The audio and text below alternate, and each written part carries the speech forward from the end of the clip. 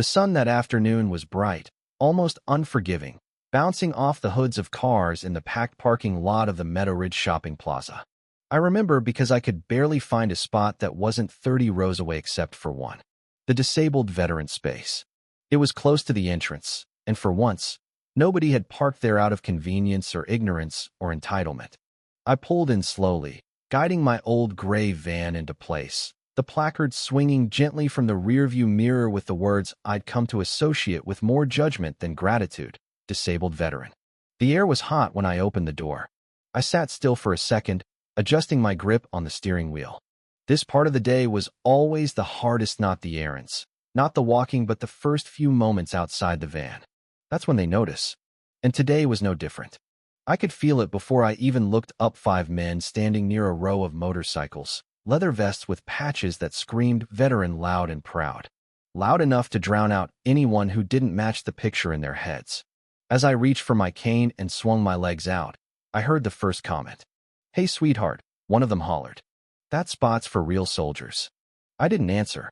Not because I didn't have anything to say, but because I'd said it all. Befarito blank stares, to condescending smirks, to people who had already decided I didn't belong. Another guy chimed in, his voice louder, like he wanted the crowd to hear. Probably married some guy in the service and took his tag. That one hurt more than I thought it would. Even after all this time, even after the surgeries and the medals and the nights I couldn't sleep from the phantom pain, it still hit like a gut punch. But I stayed silent. I adjusted the strap of my shoulder bag and stood up slowly, letting the sun catch on the carbon fiber of my left leg, the one that used to be flesh and blood before Fallujah took it in 2007. I limped a little, just enough for people to notice. Not enough to look helpless. Never helpless. My gait had gotten better over the years, but it would never be smooth again. That's just how it is when you learn to walk again at 34 after a bomb you never saw coming flips your world upside down. Bet she bought that online, someone chuckled. Amazon sells everything. I kept moving. No eye contact. Just steps. 1 foot, 1 prosthetic. Breathe. Inside the store, the lights were too bright, too sterile. They always gave me a headache, not the kind you treat with Tylenol, but the kind that comes with memories. The ones you didn't ask for. I went down the aisles quickly, grabbing what I needed: eggs, bread, coffee, and trying not to drop anything with the hand that still trembled sometimes. Not from fear. From all the things I'd trained my body to endure that it wasn't built to. About 20 minutes later, I stepped back into the sun. It was hotter now, or maybe my head was spinning. Either way, what I saw next stopped me cold. The bikers were still there. Only now they were closer, lounging against a silver sedan parked next to my van. One of them held up his phone and grinned. "Got a perfect shot for the group," he said. "Stolen Valor alert. Fake disabled vet taking spots from real heroes." I froze. My stomach clenched. I'd heard about these groups online, how they humiliate people, post their pictures, call them out without facts. Just suspicion. Just hate. I forced myself forward, willing my legs both of them to carry me. Just get in the van. Just leave. Don't give them more fuel. But as I reached for the handle, a mall security guard stepped in front of me. He couldn't have been older than 25. His name tag read Mason, and he looked nervous, like he didn't want to be here any more than I wanted to be questioned. "Ma'am," he started, "we received a complaint about the use of this parking space. Could you provide some verification?" I blinked. "I have the placard. My military ID is in my wallet." He glanced over his shoulder. The bikers were watching. One gave a mock salute. Another shouted, "Anyone can buy those tags online. My buddy works at the Vaseries Women Vets Take Resources from Real Soldiers." Mason flinched, but didn't back down. "Could I see your military ID?" I handed it to him with fingers that didn't shake, even though my heart was doing 100 beats a minute. He squinted at it. "This says Marine Corps, but your license plate frame says Army." "It was a gift," I said. "From a friend. I served 11 years in the Corps. 2 tours in Iraq, 1 in Afghanistan. 3rd Battalion, 8th Marines." He still looked uncertain. "Maybe we should call the VA to confirm." I stared at him, wondering how many other hoops I'd have to jump through just to buy bread and eggs. Behind us, people slowed down. Some were clearly listening. No one stepped in. Then I heard a voice from the distancia, a quiet one, but firm. "She's telling the truth." I turned. A young man in a gray hoodie stood near the exit, watching. He looked maybe 30, clean cut, hands clenched at his sides. He pulled out a phone, made a call, and disappeared behind a parked SUV. I didn't think much of it. Not yet. Mason gave back my ID, muttering an apology. I got in my van, closed the door, and just sat there, staring at the dashboard. My hand went to the glove box. Inside, wrapped in tissue paper, was the Bronze Star I never talked about, the one that didn't come with a ceremony or parade. Just the silence of 3 Marines who never made it out of that ambush. 30 minutes passed. I was still there, trying to find the strength to drive away, when I heard intentions. Not bikes. Not sedans. Military vehicles.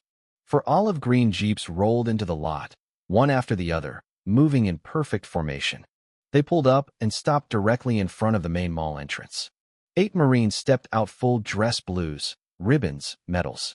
You could hear the silence spread across the parking lot. Every shopper stopped. Every phone went up. They lined up facing the bikers. No words. Just presence. The tallest one, clearly a master sergeant, stepped forward.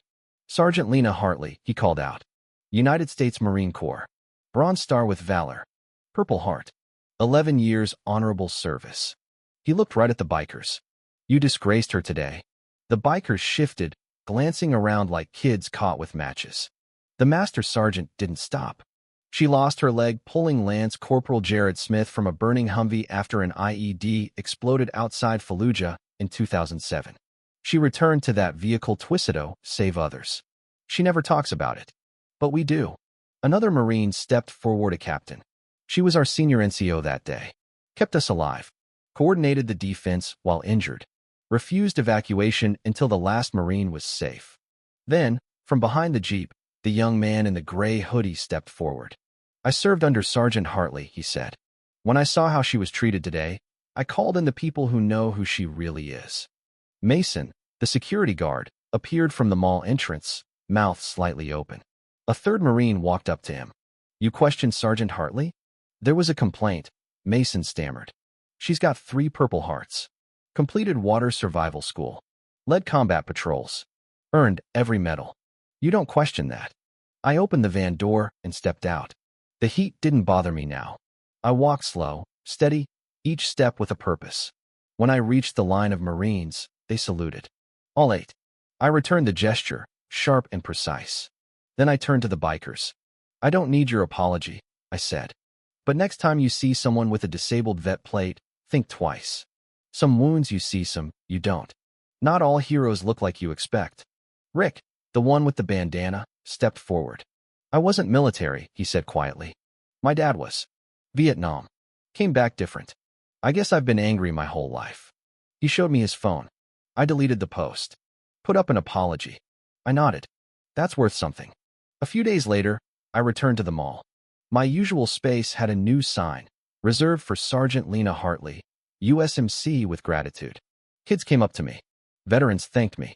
A little boy handed me a drawing of a Marine and said, "My dad says you're the bravest person he's ever heard of." I told him, there are a lot of brave people. Many never get noticed. That video went viral. I didn't expect it to, but I'm glad it did. Because it wasn't just about me. It was about everyone who's ever been dismissed, doubted, or disrespected for not fitting a mold. Sometimes it takes a formation of Marines in dress blues to remind the world that service isn't something you can always see. And that respect, true, earned respect, isn't loud. It shows up, stands tall, and doesn't blink. If you've ever watched someone get disrespected just because they didn't look like a hero, speak up. And if you think honor still means something in this world, share this story.